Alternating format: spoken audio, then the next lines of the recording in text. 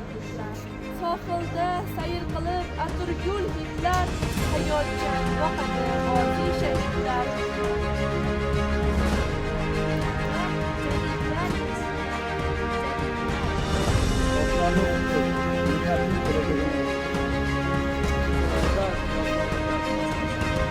Kelajakka qo'l bermoq ko'p foydalidir.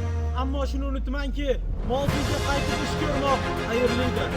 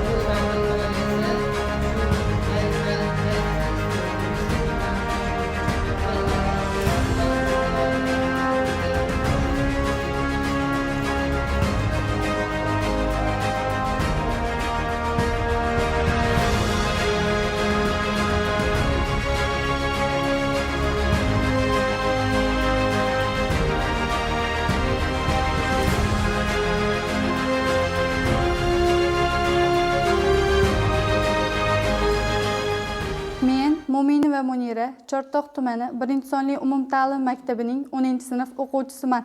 Jadidlar izidan to'garaklarda ishtirok etib, o'zimni ilmiy va ma'naviy salohiyatlarimni oshirib, ushbu tanlovda ishtirok etmoqdaman. Ushbu tanlov yoshlarimizning ma'naviy va ilmiy salohiyatlarini oshirishda katta rol o'ynamoqda. Chunki jadid bobolarimizning tarixdagi hissalari katta. Jadid bobolarimizni men bir so'z bilan uyg'otuvchilar deb atayman. Chunki ular millatni ma'naviyat va ilm sari yetaklovchi kuchli bilim sohiblaridir. Men shunday bobolarim borligidan faxrlanaman.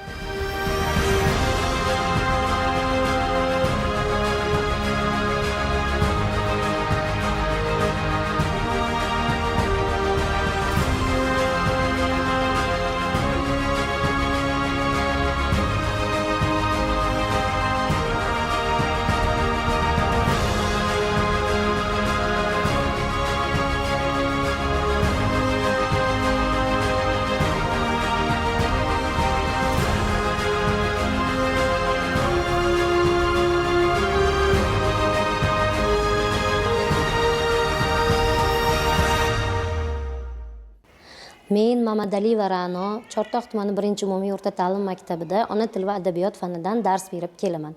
Bugun maktabimizda Jadidlar izidan respublika tanlovining tuman bosqichi bo'lib o'tmoqda. Jadidlar avvalo milliy ma'rifatimizni, o'zligimizni ildizlari hisoblanadi.